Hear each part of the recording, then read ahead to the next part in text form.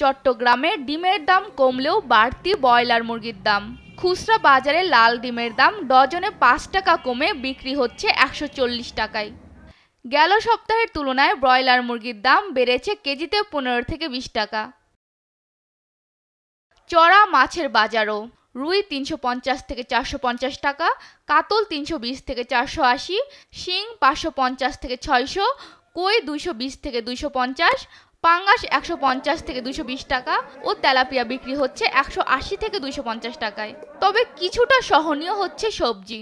কাঁচা বাজার ঘুরে দেখা যায় মূলা কেজি ৪০ টাকা, কাঁচামরিচ কেজি ৫০ থেকে ৬০ টাকা, ফুলকপি, বাঁধাকপি, মিষ্টি কুমড়া পিস প্রতি ৪০ থেকে ৫০, পেঁপে ৫০ ও শালগম বিক্রি হচ্ছে ৪০ থেকে ৫০ টাকা কেজিতে।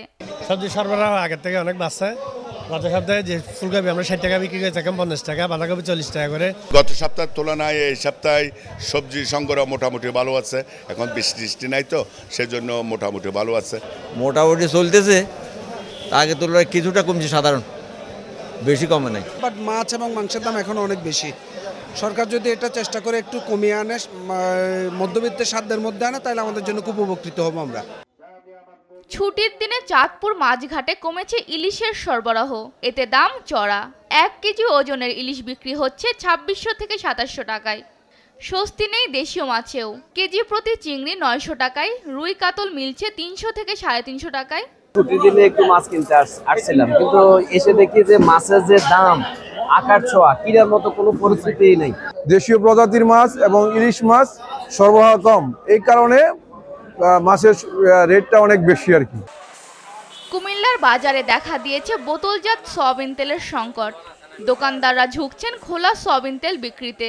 সংকটের অজুহাতে লিটারে দাম ঠেকেছে ১৯০ টাকা পর্যন্ত। ক্রেতাদের অভিযোগ, বোতলজাত তেল ড্রামে ভরে খোলা তেল হিসেবে বিক্রি করছে অসাধু ব্যবসায়ীরা। কোম্পানি তেল দেয় না, তেল দিলেও আপনার যদি তেল দেয় এক কারণের সাথে আটা দেয়, চা পাতা দেয়, সর্ষের তেল দেয়, আরও অনেক মাল দেয়। তার কারণে কোনো মালে আমরা নিতেছি না, কোম্পানি দেয় না, আমরা কাস্টমার দিতে পারতেছি না। যেমন আমরা তেলটা কিনতে গেলে আমাদের তেলের সাথে যেমন এই একটা ৫ লিটার তেল কিনতে গেলে আমাদেরকে এই 2টা সাবান দিতেছে। বোতল থেকে খুলে এটা আপনার ওই এর মধ্যে ড্রামের মধ্যে পুরে লুজ হিসাবে বিক্রি করে। লুজ বিক্রি করলে তারা দামটা বেশি পাচ্ছে। বেশি ব্যয় হইতে হয়, আমরা খরচের অনুযায়ী আমরা আয়ের থেকে ব্যয় হয় বেশি, আমাদের সমস্যা বেশি হয়ে যায়। কারণ আমরা যে দ্রব্যমূল্যের বেশি দাম, এটা আমরা কাজের থেকে আমরা লেখাপড়া, বাচ্চাদের খানা দানা, চলা বাসা ভাড়া দিয়ে আমরা সম্ভব হচ্ছে না। নিত্যপণ্যের দাম ভোক্তাদের নাগালে রাখতে মনিটরিংয়ের জোর দেওয়ার দাবি ভোক্তাদের। সালমা জাহান, নিউজ ডেস্ক, দেশ টিভি।